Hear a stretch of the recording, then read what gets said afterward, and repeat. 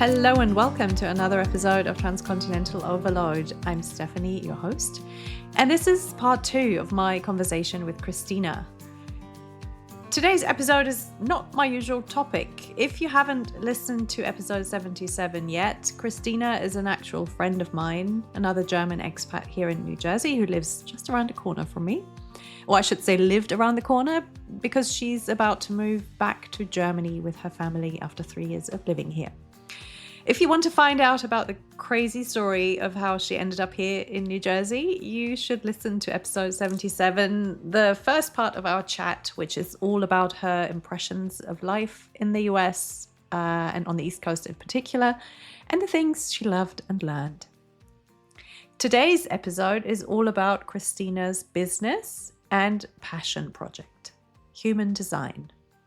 Christina is a certified Embodicode mentor and human design coach. Now, I'm assuming that some of you listeners have heard about human design. Maybe you are interested in the more esoteric subjects such as astrology or Kabbala. And so you'll be able to follow our conversation pretty well, I would say. Christina has a lot of information for us. You'll see how passionate she is about this subject. At times, it might get a little bit overwhelming, but this podcast is called Transcontinental Overload, so it's nothing that we can't handle. I'm also assuming that a lot of you haven't heard of human design, and if that's you, fear not. I have compiled a kind of a human design in a nutshell introduction, a little synopsis of what I found online, just to give you some basic understanding. And I've added it to the show notes so that you can pause and go back to that at any point in the conversation when you feel overloaded with information. But I hope that this conversation will pique your interest and maybe you'll start hearing about it more. You know how that happens when you read about something that you'd never heard of before and then all of a sudden it pops up here and there. And then you'll wonder why you had never heard of it before. In addition to, and also part of the human design philosophy, there is also the study of the so-called gene keys. But that's a whole other subject, and we don't go into this in today's conversation because we would have probably added another hour, and I just been trying very hard to keep it concise. I just wanted to mention the gene keys because you will come across this as you get into human design. So anyway, here is my little overview for you.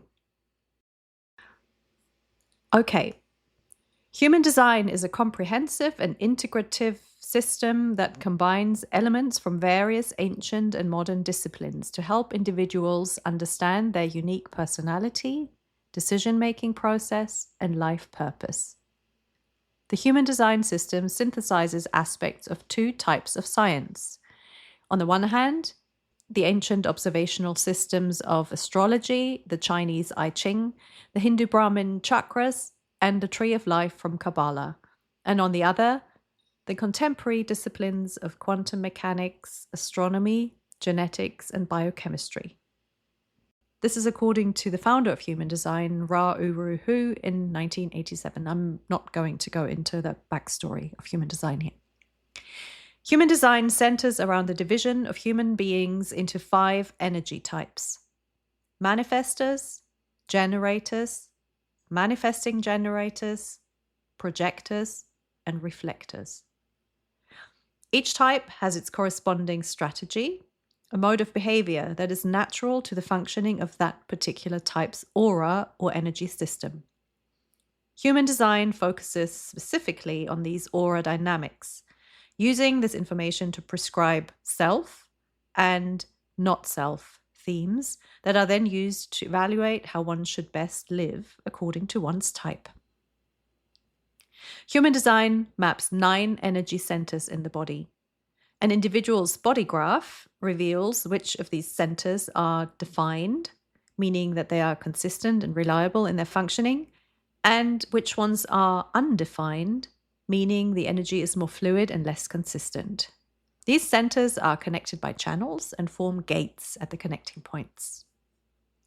There are also 7 authorities, including splenic, emotional, sacral, or lunar, amongst others, and 12 different profiles.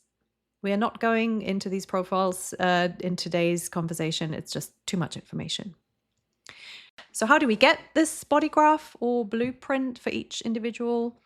We calculate it by your time, date, and location of birth, just like an astrology birth chart, but with a more scientific component. So to sum it up again, each human being falls into one of 5 energy types, and each has 9 energy centers, and some of them are defined and some of them are undefined. And then each individual is governed by one of 7 authorities and one of 12 profiles. So that is a very basic summary, but I hope it helps to understand it at least a little bit. Again, this is in the show notes as well, so you can go back to this. Google at your own peril. Whoa. Christina, I'm so glad we have you here today to introduce us to human design and to talk us through some of this. And yeah, so what's your take on human design and how do you like to look at it and work with it?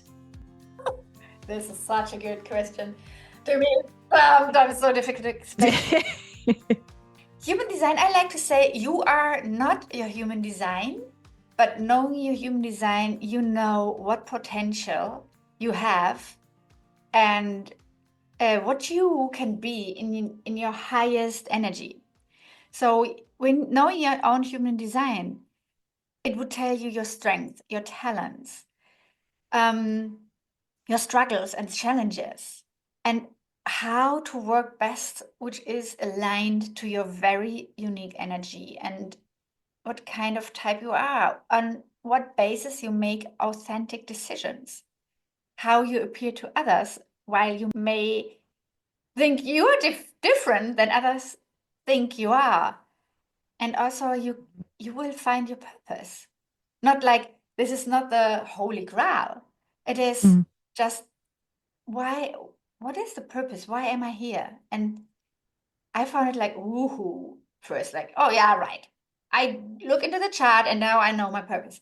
But the deeper you go, the more you would realize it is actually everything is coming together and everything makes sense. And we come here with cellular information, with like what is in our genes. Mm-hmm. And this is, I like to combine the human design with the gene keys. And so I look into both, and also the astrology, because, you know, the moon actually dictates the ocean, the tides. So why should not the other planets and the moon also have influence on us? So I was open for this, and I was like, okay, well, what's the worst that can happen? That I actually cannot. It's not really. So you basically you're taking a class on how to build an online business in a way, but coming from a who are you as a person? What kind of type are you? Yeah. So would you say like human design is a little bit, if you want to compare it to other systems, if you want to kind of categorize people into categories, we have like you said, we have astrology. So there's your, people go by your sun sign and maybe rising sign and that sort of thing. Mm-hmm. We also have things like the Myers-Briggs personality test. And we have things like the Enneagram, where people fall into, I think it's 1 to 9 numbers, yes, types. Yeah. So would you say human design is in this sort of, if you want to kind of categorize? Because I think deep down, like everyone likes to have a bit of I am the way I am because of this. And then you kind of go, I'm a Enneagram type 2, or I'm a Cancer with Capricorn rising. People, I think, generally like to have a little bit. I mean, I'm just obviously basing that on myself because I love all this.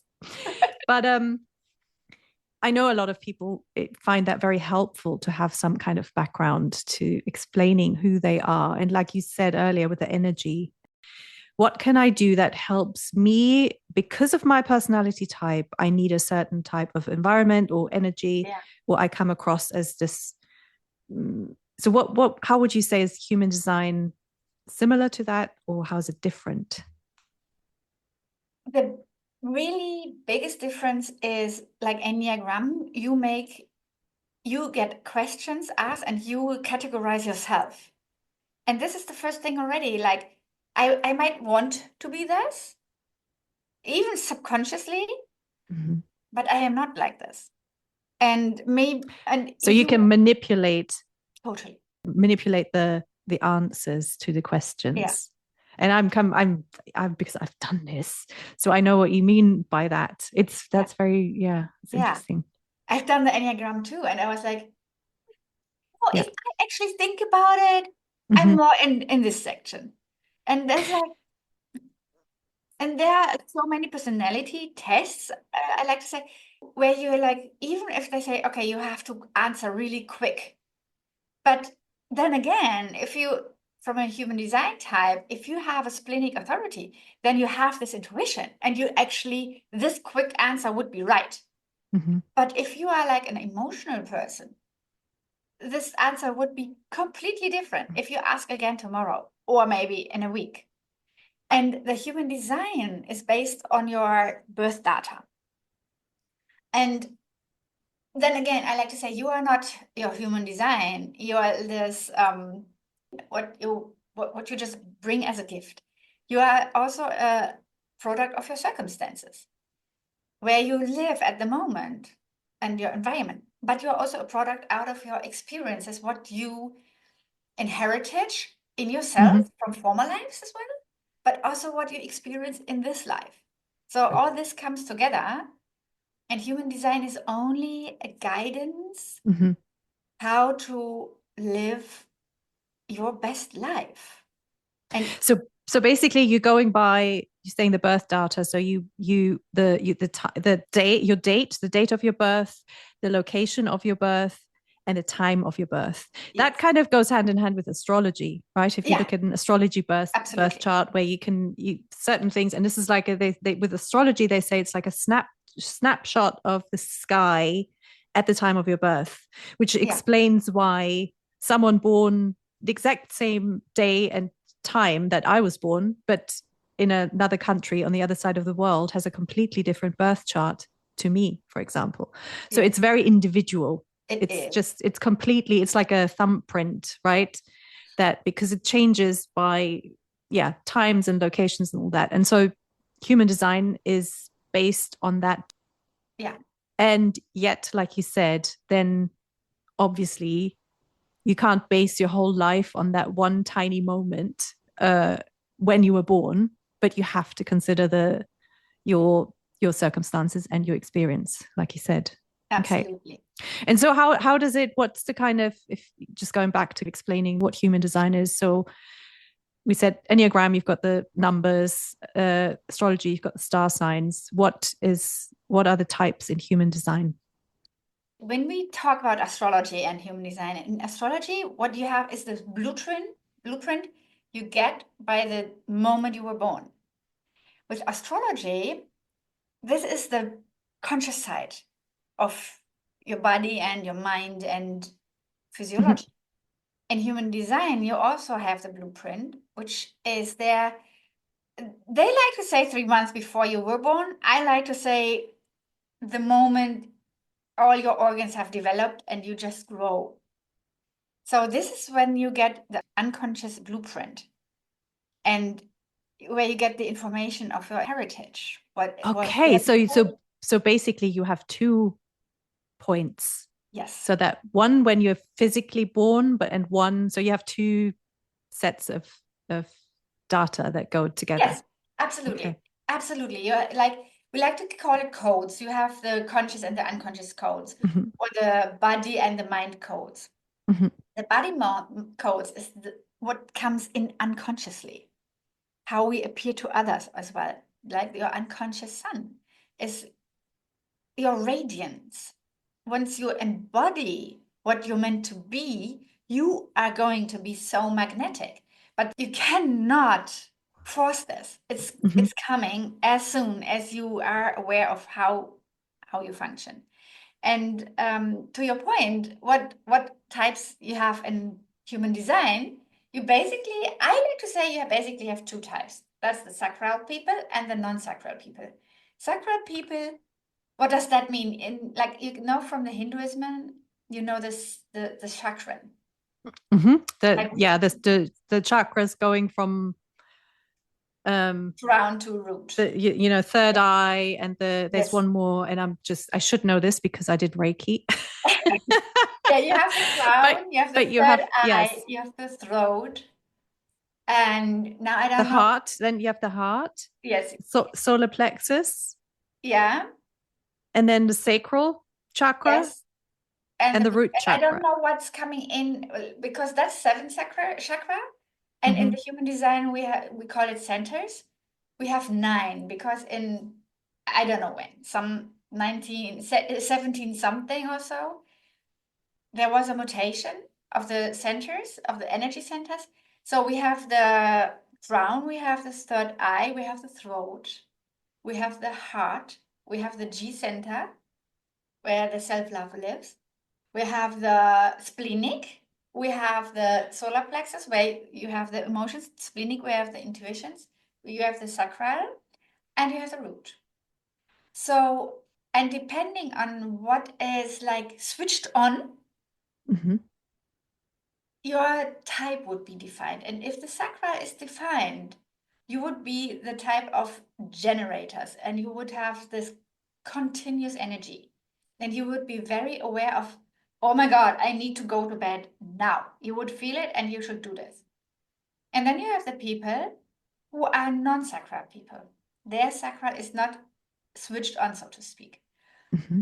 And So these, that's how you're born. So you're born with some people have the like the sacral center, which is kind of the your if you kind of the gut feeling, the kind of yes, that's how I would, if I'm thinking sacral area, this is like your deep down gut feeling.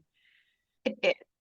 So all the centers that you mentioned, so going from the root all the way up, and then you've got the splenic and the G center, which are different to the your regular chakras.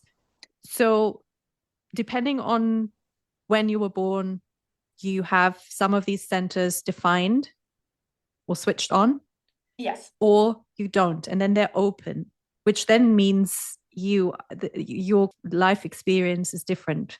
So Yeah. my own, because I've had my human design chart done, so I know that I'm looking at it and I've got this, some centers are switched on and some aren't, and it has a huge effect. I mean, this is for me, this is like huge effect on how I approach things and how I'm open to things. Or, and this, I don't mean like open to being influenced, but it's just a different perception of how people deal with me. Yes, and when you say influenced, actually it is. It is something where you can be easily influenced if you're like it's I just said switched on or not, but it's like you can imagine all the chakras are connected through channels. And each channel has a connection on the chakra. And this connection of a channel and a chakra, there we have the gates. And that's the gates in human design, and it's the gene keys. And if there are two gates defined by birth, and this is very technical now, but if there are two gates opposite of each other, then the channel there can flow energy, and then this channel and these gates would switch on the chakras, which are opposite of each other. So if there is an open center, like say your mind, your third eye is open, you would be very open for other people's opinions. Mm-hmm.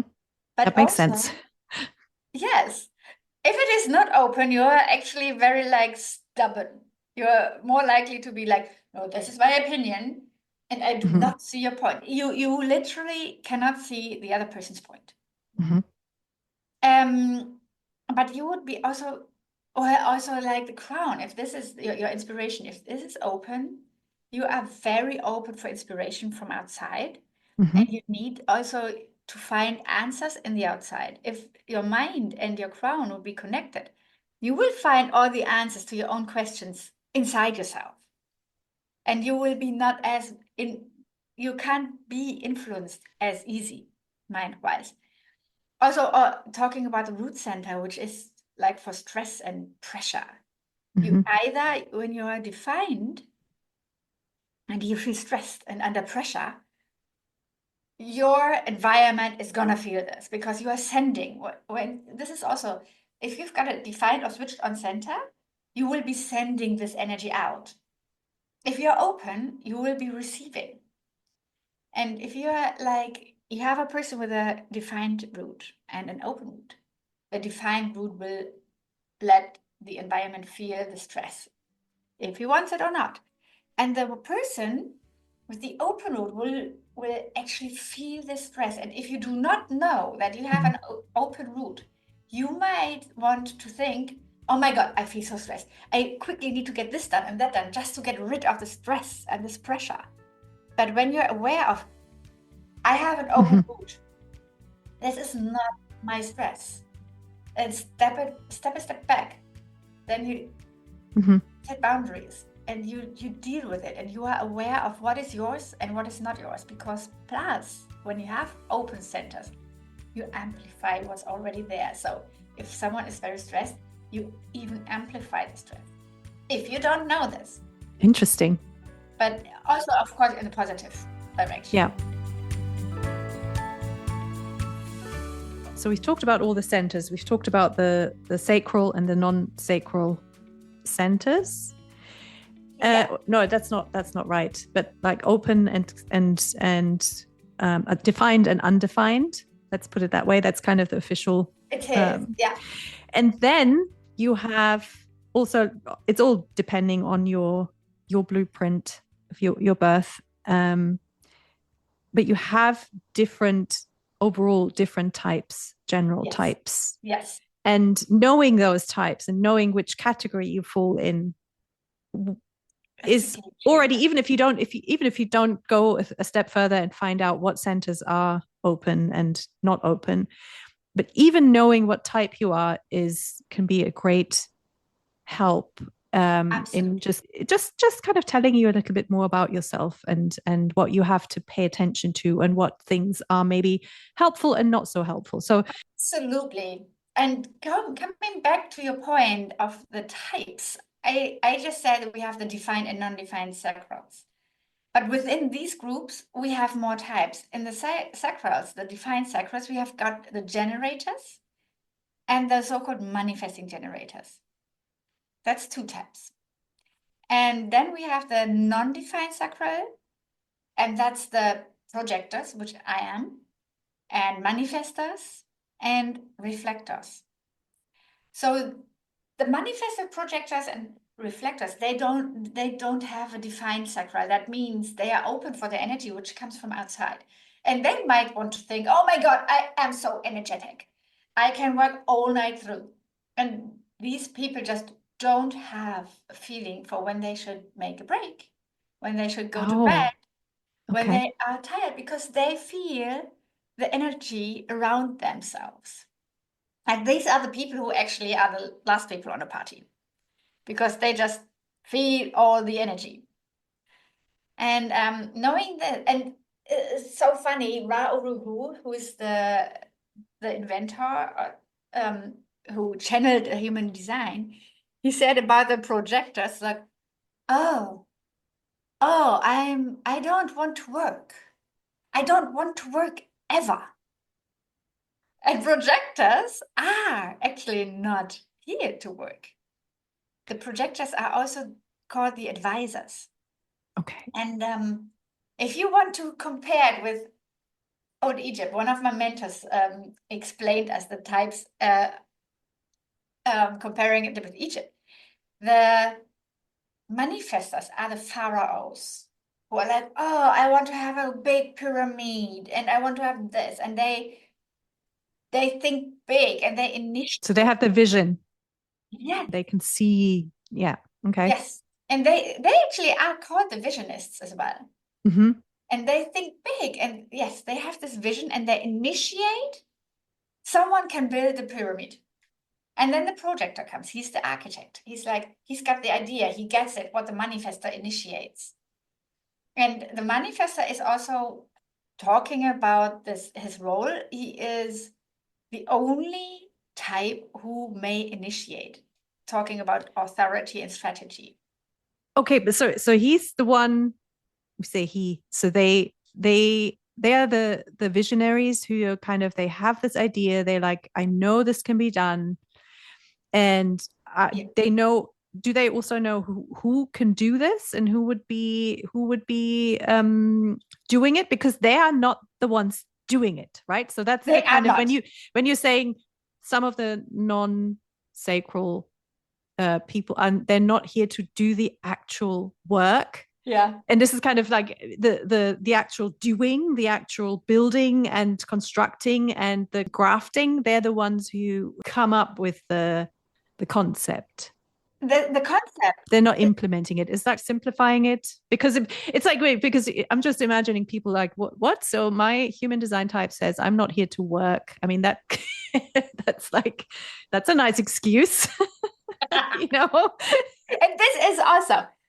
Don't use the human design as an excuse to do or don't do something. Yeah. It's only your way of doing things better and your way. Well, it's a guide. It's meant to be a guide. But this is like saying I'm a Scorpio, so I'm jealous. Deal with it. You know, it's like that's not you don't want to use whatever types or what as an excuse ever, because we're all humans. We're all able to learn and build and improve and kind of use our strengths and weaknesses. So this is really just how can you actually build on your strengths, and how can you work through your weaknesses in a way that's not self-destructive, but actually all proactive and creative. I like to say that we don't have any weaknesses. There are just things other types can do better, and just don't try to do good in something which other are meant. That makes so much sense. So we have the manifestors, the projectors, and the reflectors. Yes, which are not meant to work. Okay, they are there. Like the manifestor has the vision. He is the only one who has the power to initiate, because being a manifestor, you always need to have the throat defined, so you have a voice. You manifest things and thoughts and ideas and feelings and whatever there is through your voice. And one of your motor centers needs to be connected with your voice. That means either your heart or your sacral or your emotions or your root center needs to be connected, direct or indirect, with your voice. So this gives you the power to manifest through your voice. Okay. So, and this is actually the work you're doing. So when you say they're not meant to work, that's not meant, they're not meant to sit at home and do nothing, but they are meant to do the work that is sending out the message to, this is what we need to build. So, I mean, plenty of jobs in this modern world are, not manual or not kind of, you come up with concepts, whether you are a coach. A coach isn't it, the work that a coach does, for example, is not like building something or creating something, but they are guiding others. So would you say then that's kind of a profession that a lot of manifestors or exactly this is what we say non-sacral people are meant to be. We're not like literally creating things, but we advise, we guide, we see things, we show the shortcuts, and this is the work, so to speak, we do. So necessary. We can't all be worker bees. We have to have the people who actually have the overall idea, or they can kind of guide others in doing it. And that makes total sense that you said you're a projector, that you are doing this work. Absolutely. So Okay. And since And what I about? know this, it's like, oh Mhm, my gosh, this makes so much sense. And this is something where I really bloom, where I mhm, really like, oh my God, I love it so much. And as a projector, you see things.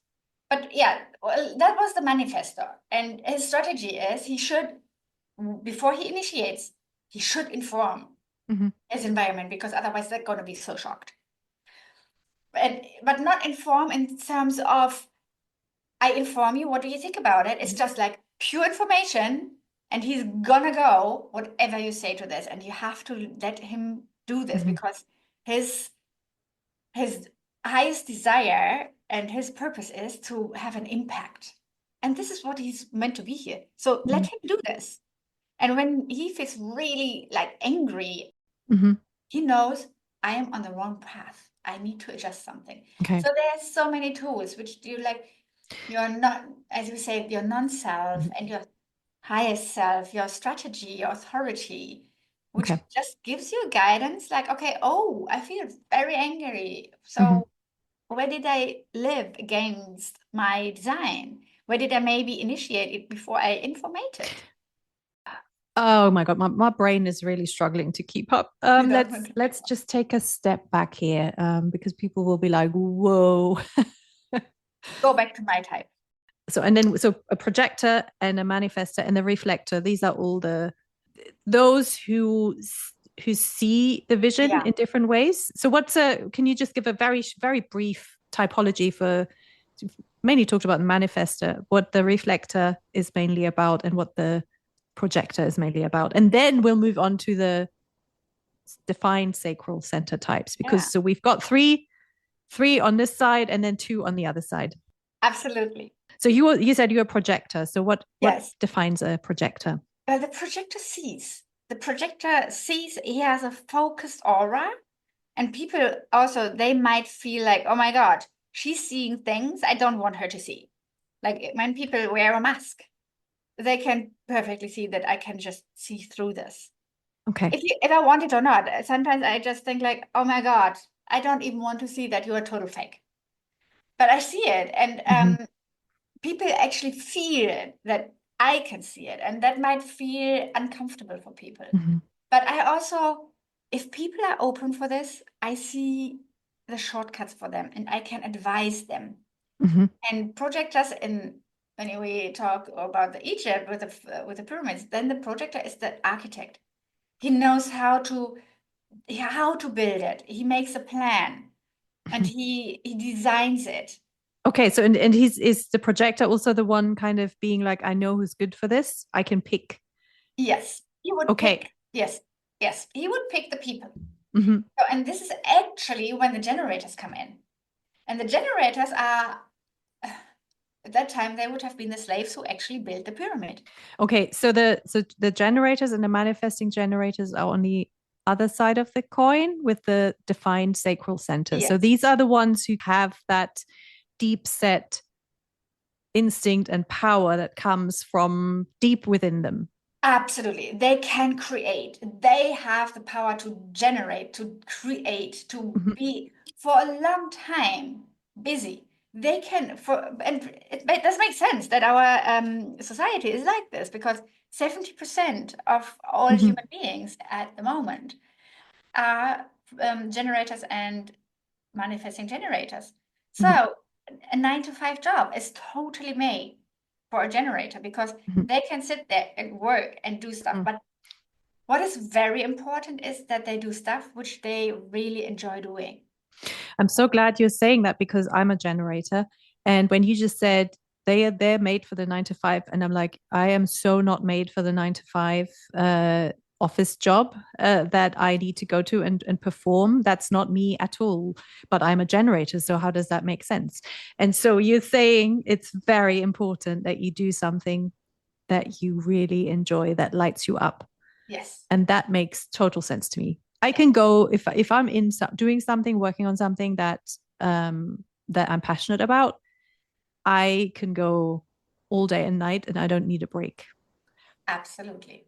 But And if if the opposite, someone would mhm, stop you, that fire would just like go away forever.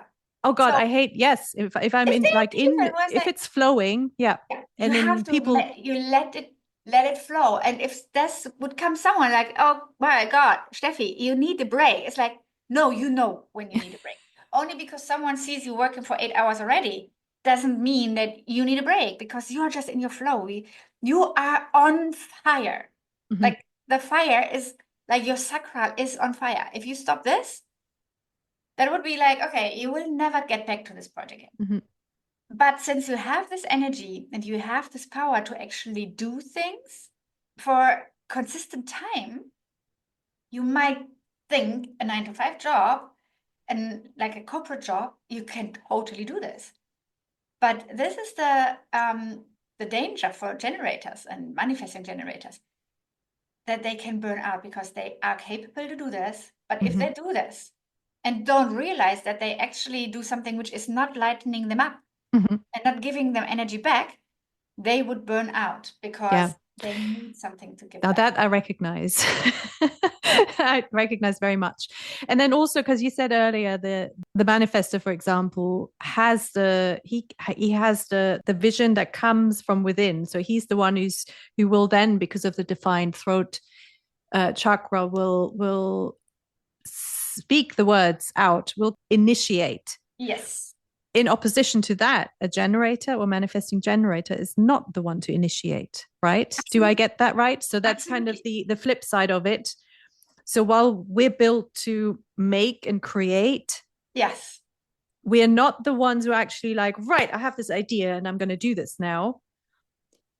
Yes I and mean, no, because that's again, only because you're just a generator or a manifesting generator doesn't mean that you cannot initiate big.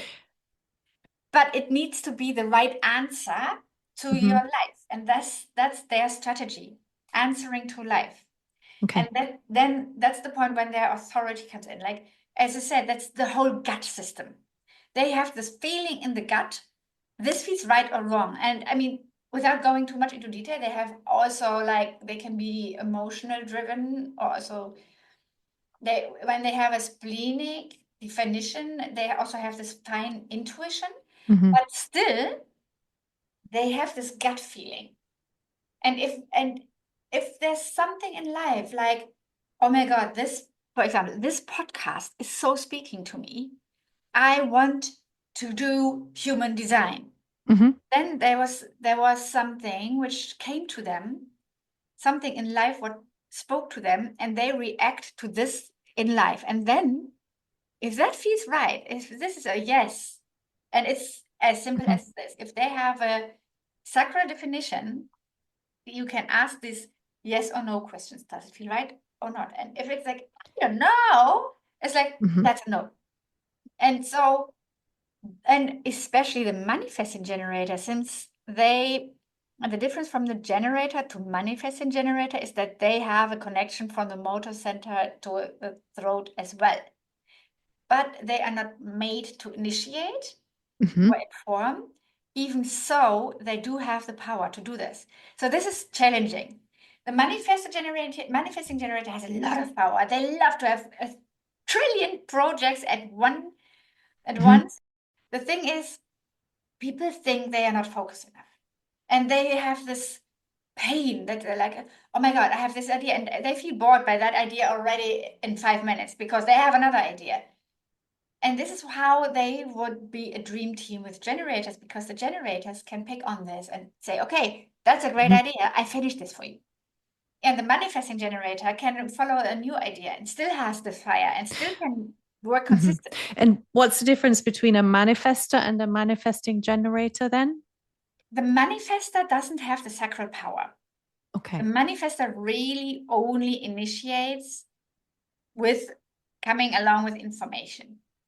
But he needs a team who is then creating and generating for him. Okay. He's really like, oh, I have this idea. How about this? You want to work with me and Mm-hmm. do this. And the projector and generators can make it happen. Okay. The manifesting generator has ideas, but he then, in the end of the day, he has not this manifesting power only. to just initiate, because he feels also this power and strength and vitality to do this. Okay, so he actually needs to do the be involved in the actual creative process. Okay, yes. that makes total What definitely sense. helps is, does it need to be this quick? Because they are super fast. Slow down. Ask yourself, did it really need to be this fast? And which projects have prioritization? Prioritize, not focus, because focus that's not your thing. But prioritize. Okay. So basically it means that because of these different types, so the 5 different types, everyone has a natural gift that's deep inside them. So, and then there's other centers that are defined or not defined, and channels that are open or closed. So there's that's why that's why not all generators are the same, and not all manifestors are the same, because there's all these, I mean, it's a huge field, and I've only kind of dipped my toes into it because of basically my interest in astrology, to be honest. And I find the overlap really interesting, and it just I'm just really, that's what always fascinated me about astrology too, that you can be born on the same day, but you're completely different. And there are bonding things that are you can find in, because you're that type, you can find in both people, but there's everything else is different because of in astrology, the other planets that come into play, and other planets, other houses. And so that's why I like this whole idea of this being a guide, because and if you really go into each person's blueprint, you can really dig out those very fine areas where you're like, oh, you're the perfect candidate for this sort of thing. Or you could, if you stop doing this or waste your time doing this, you can be so much quicker and so much more efficient. Oh my gosh. In terms of so much more efficient.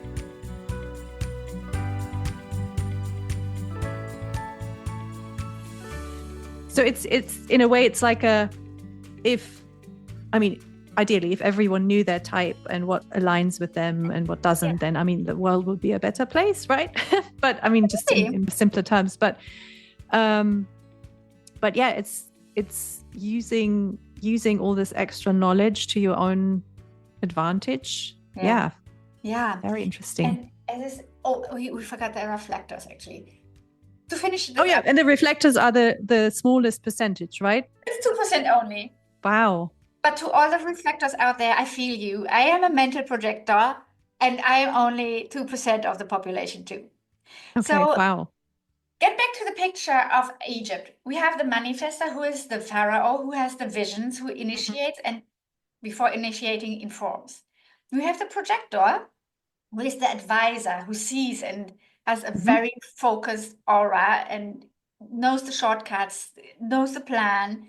And we have the generators and the manifesting generators, who actually get things done as much as that aligns with their own joy and their strength, which is a different kind again, which we can find out as well. But these are the people who really get things done. And then we have the reflectors, and these are the people who don't have any defined centers. So no channels, everything is open. They have the gates, but no gate is corresponding with another gate, so no switched on channels. So how can, that just sounds like what?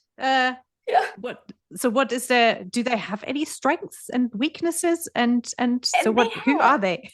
Yes. I know only 2 reflectors better than just only superficial. And both of them were like, oh, I don't want to be a reflector. I want to have strength. I want to have like superpowers, as we like to call the channels, all of this. Okay. But the reflectors are the mirror of our society. Like imagine the pyramid is now built. The manifestor only had this idea. The projector only had the plan how to do it. The generators and manifesting generators only knew how to build it. The reflector is now there to actually draw the picture, to mirror how beautiful this all is, to mirror to all the other types, look what you've done. And also look who you are. He is mirroring everything. And he's since he is very open, he feels and sees everything. They are really the true wise people. So, but why? So why do we need that? Good question.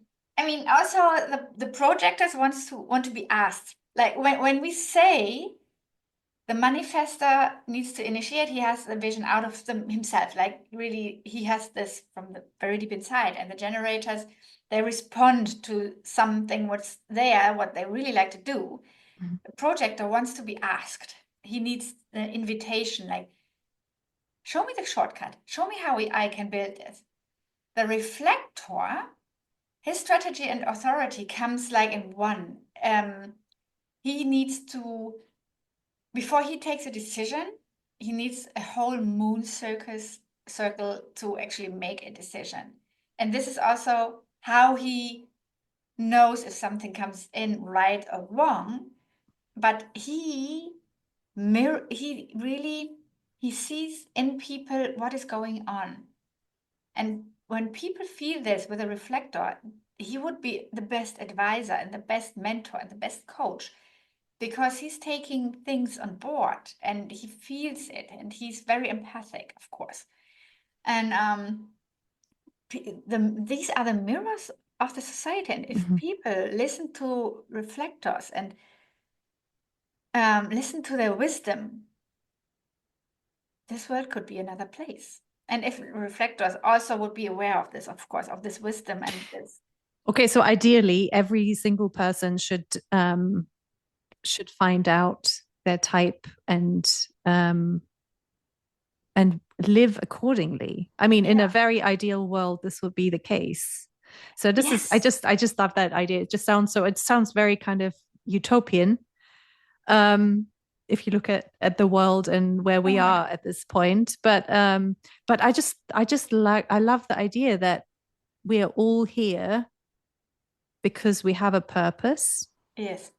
And we could all find out how we could live accordingly. So obviously that makes sense that if everyone lived to fulfill their purpose here.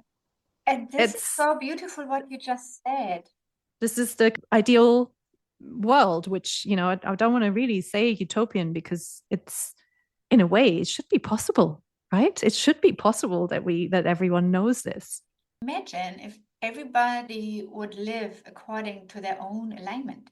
Mm-hmm. There would not be blaming in the outside anymore.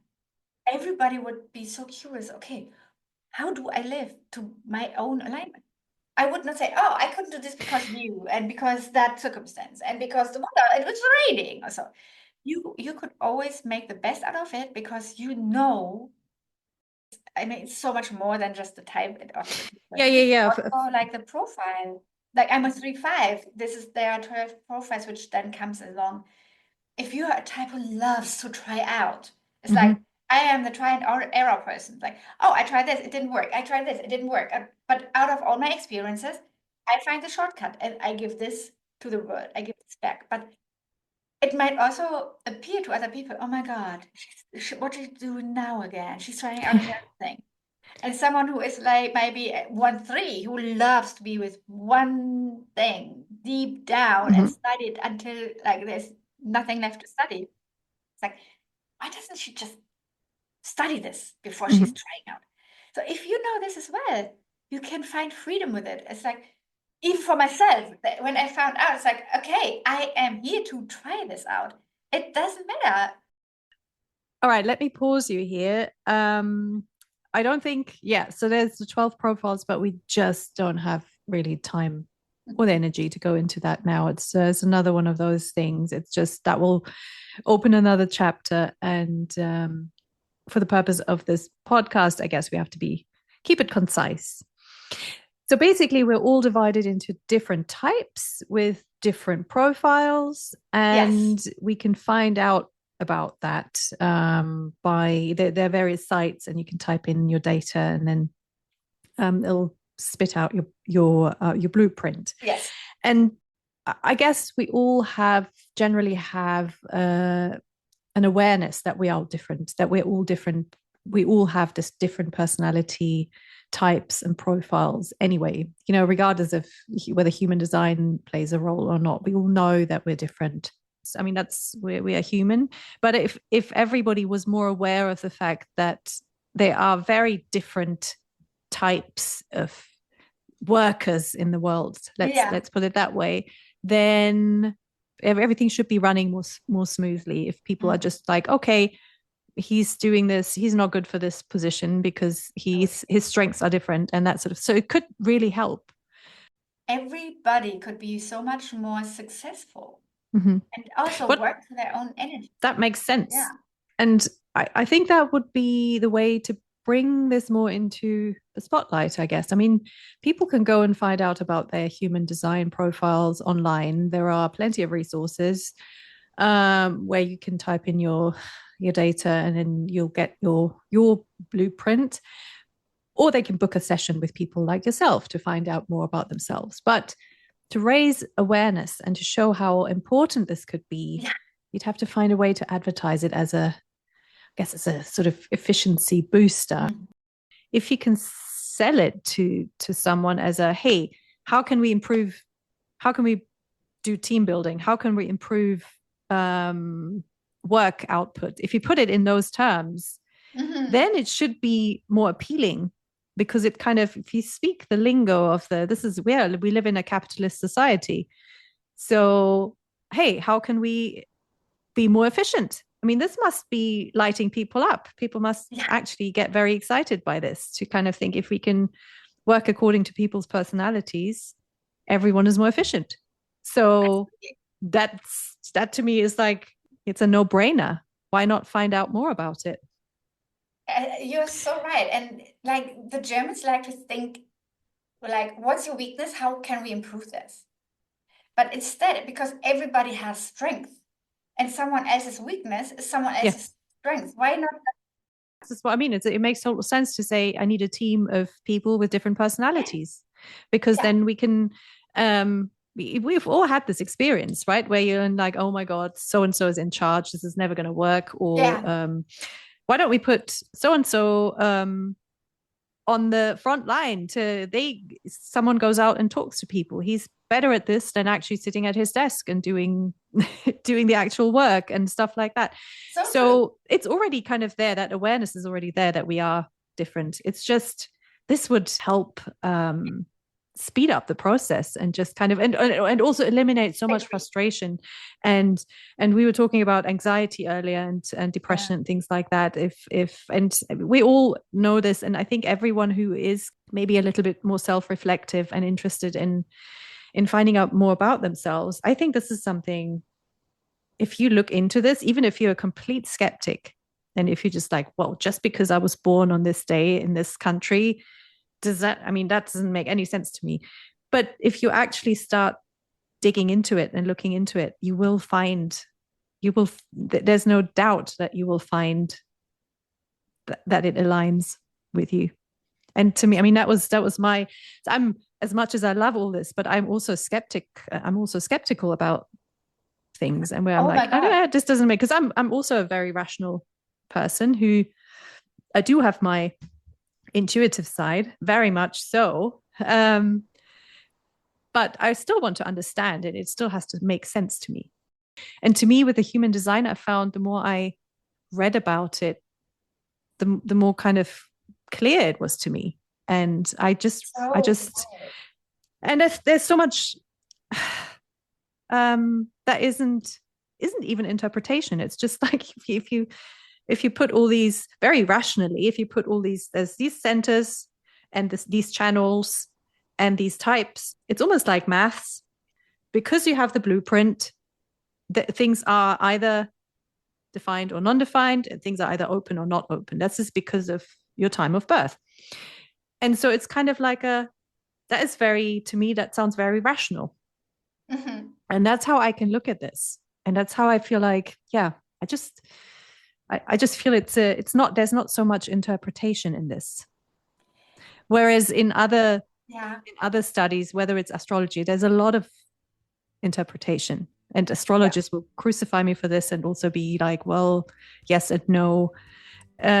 But to me, that's the difference between the two. I just feel like there's a lot less open interpretation and a lot more, just things that make sense on paper. It makes sense on paper, and it just shows you a way how to live to your best version. So you have started building a business around this, and this is what you want to carry on doing. And also, when you eventually move back to Germany, doing people's readings and doing giving talks about human design and that sort of thing is that's your vocation, and you don't have to be in one place. But you're pretty much still at the beginning of building this business. Absolutely. And there comes the projector inconsistency. Oh yeah. Well, it's also because it's not the learning doesn't stop, right? So you learn more and more things about yourself and build your business around it that's aligned to your personality type. So just bringing it back, if people are interested in this, and I'm going to put all the info in the show notes, can you give us maybe you don't have to list them now, but can you maybe give us a few sources and websites that people should look at if they are interested? And then also, where do people find you, and what does a reading with you look like for someone who doesn't really know anything? What would be the best approach? Well, I do have a website where I have all my programs. I would do really what I for now call the Know Yourself package, and I know I attempt to over deliver all the time, and then I see this like, oh my God, this is this one theme and this one person's life. Let's have a look into the gene keys. Let's have a look into astrology. And this is something where I need to work on myself to stop myself and not overwhelm the person who does sitting in my session. Yeah. Well, I can see it. I mean, you're just kind of overflowing with knowledge that you are so keen to absolutely to give people, that it can be overwhelming and it can be just absolutely. But this is what I would definitely start with, to do a basic human design and gene keys session. Like I also like to more call it like the remembering session, because it is already there and we only need to remember who we are. Mm-hmm. And then take it from there. And I would give some hints, like where I would like to go deeper. And we can do another session where we go deeper in some specific codes. Yeah, this is where I would start. And this is the website where you can look it up. And I'm also on Instagram and Facebook. So this is where you can find me. Yeah. Okay. Because I feel like this is, well, for me, when I first was introduced to this, I found, and then you can do free online tests, to just categorize yourself. You can do that. People can find out what personality type they are, what the blueprint. There's a lot of free basic information out there. Yeah. But then it's like, where do you go from there? Because then it's what to do with this. Yeah. That's when I think it'd be very useful to have someone guiding them. Totally. And this is why a projector is never like a projector, because they're also energy projectors. I'm just a mental one. I don't have any energy centers defined. And they are all so different. Profile 3-5 is not doesn't equal a profile 3-5, like you being a generator. 3-5er would totally different live their design than a projector 3-5. So these things make it so unique, and I find it very difficult to say, oh, I'm a projector. Oh, I am a projector too. I know what it is. No, you probably not. And yeah, because it is a unique blueprint, and there's so many other things, which is where you can just kind of compare it to astrology again, where you just if you have two kids and they're both Taurus, they will still be very different. If their Taurus is in house 2 or in house 10, it's a totally different. Oh yeah, exactly. So Yeah. And yeah, Yeah. well, Yeah. there Yeah. are the official sites. Join Archive is where you can get your human design profile, and the Gene Keys is also the official site where you can get your Gene Keys chart. And they also give you a little Hmm. summary already of what it is. But if you really want to Hmm. understand the uniqueness, all like the different levels, it makes, of course, total sense if you find someone who can give you a session with this to then look into the unique, the combination of when everything comes together. Hmm. Yeah, I think the combination is nice. I always like to find out as much as I can first Yeah. before I talking to anyone, just to get my head around it all, because it is a huge field, and like, you know, everyone who's still with us now listening will be like, their head will be spinning with all the information. So it's always nice to have a bit of a basic thing that you can just deal with, and then go and find someone to actually talk them through it. Because I mean, that's how I like to approach things. If I feel like I get all the information in one, it's just too much. Yeah. But yeah, so that's a good recommendation. Definitely. But, And also when people tell me why they want a session with me, mm-hmm. I already like I prepare every session. And Oh yeah, I you will already have all the birth date, so oh you yeah, already know in some ways, and it sounds stupid, but you kind of already know a lot yes. who they are even before meeting They them, tell. which is so wild. It is Yeah. so wild. And when I Mm-hmm. then when someone says, I always felt unseen, it's like, oh, then maybe have a look at the ICMC Mm-hmm. axis in your astrology. So and then combine it with like maybe you're a projector and projector of they need to be seen. And so maybe Yeah. this comes along like then I would actually look in specific areas Mm-hmm. when I already know what they are struggling with and then go a little bit deeper there. Yeah, so this is an important part of all this, so you don't just kind of, I guess most people will be having a reason Yeah. for seeing you, or seeking guidance in this. Or maybe people are at a crossroads in their Oh careers where yeah. they're like, I don't know why I'm not, this is not fulfilling me. And there's so many people, especially in I want to say in maybe their Yeah. 30s, 40s, where it's just like they've already invested a lot in their careers, but they are just like, this is not going anywhere, or I'm burning out. I'm constantly burning out, and I don't know what I'm doing wrong. And I think this is probably a good point to seek Absolutely. help with this, or not help, like guidance, I want to say, because, and that's where it really makes sense for me. Um, it could be, personal life as well. But so coming with a like, why do I feel the need to find Mm. guidance here? And yeah. Yeah. So Christina, this is, I mean, I know we could be talking all day about this, and I know this is a lot of information and a lot of, yeah, it's It big. is. It's a It is. big topic, and I'm still really surprised how a lot of people don't know, have never heard of this. And yeah, I can only recommend just maybe reading up on it a little bit, even if you're kind of skeptical and it doesn't resonate. There's so much in this that is fascinating. And yeah, check out Christina's website. And let's just bring it back slightly to our previous conversation, because I mean, these are two two big conversations.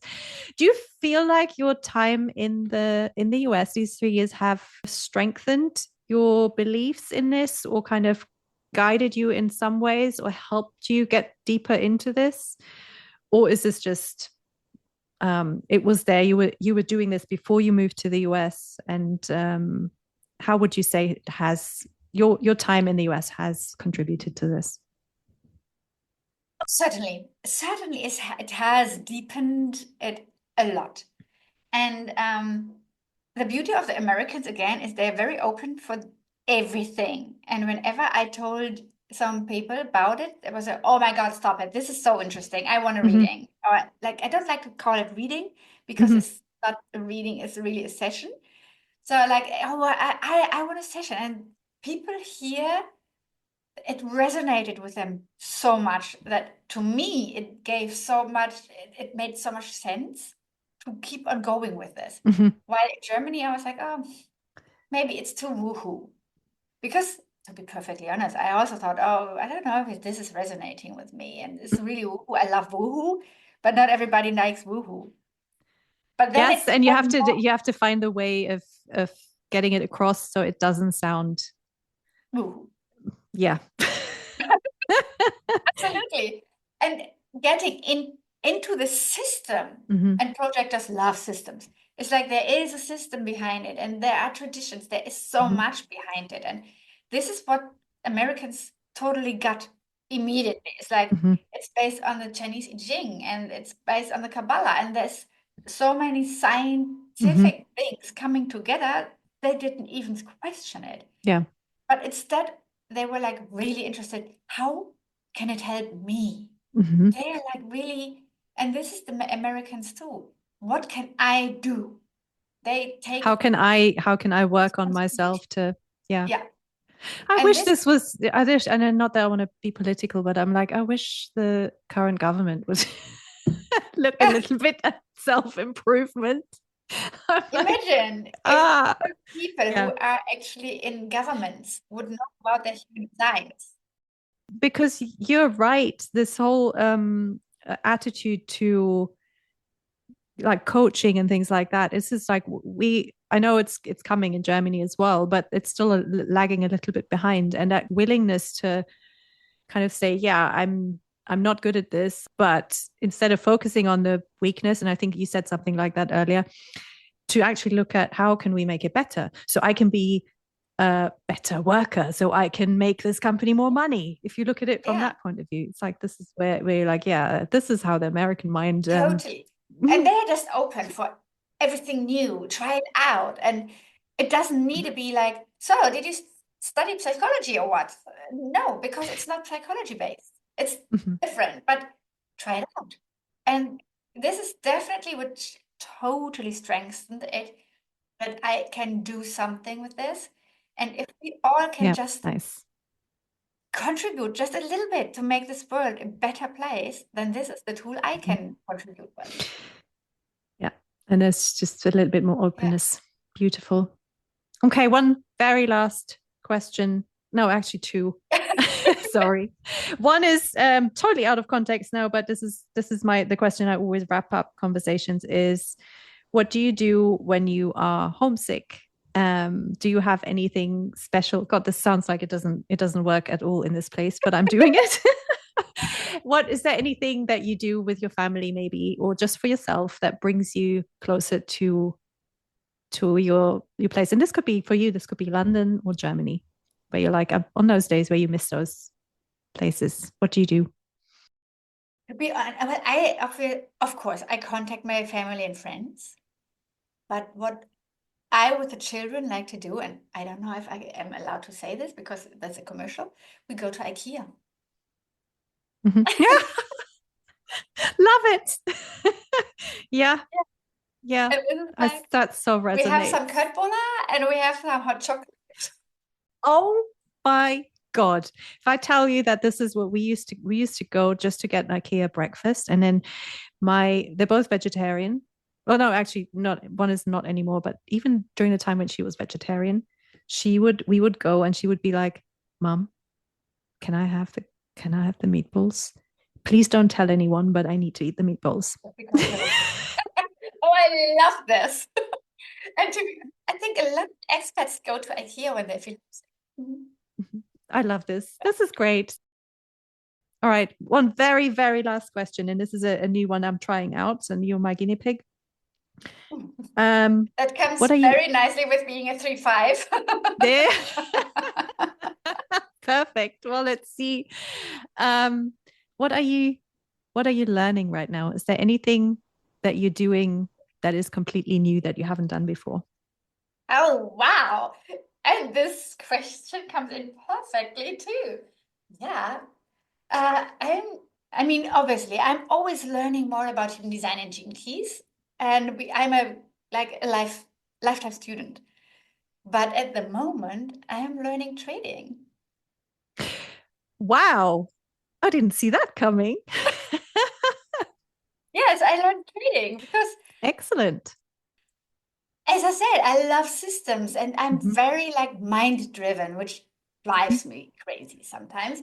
And with trading, I can just analyze and see structures and look at the markets. It's like it's between 5 and 6 p.m. here New York time, the markets are all closed. Like, oh, that's such a bummer. When are the markets going to open again? How is gold going to go? How is the euro US dollar going to go? I Fabulous. love this. I totally love it.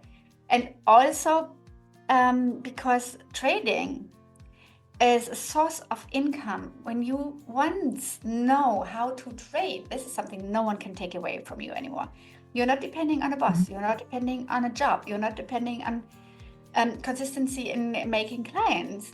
And I can still do my coaching for the purpose, for the reason of the purpose, to make the world a better place. And I think with this setup, That's a I pretty have good lots of good fun. combination. I like it. Yeah. Well, this is a great note to end on. Thank you so much, Christina, for your time and all this information and your story. Loved it. And yeah, so as I said, I'll put everything in the show notes. And if anyone wants to get in touch with Christina, all the details will be available. Thank you so much.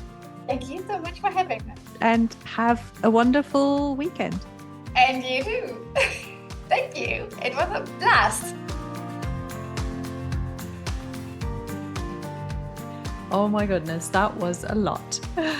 I learned so much, bearing in mind that I already had basic knowledge, but again, I was totally fascinated by all the nuances and all the new things I learned. And while I love astrology, and I will always be an advocate for astrology, I love how human design offers another perspective and can be used to enhance and enrich what you already know. You don't have to pick one or the other. So I love that about it. And I really hope this was an inspiring and interesting chat for you too.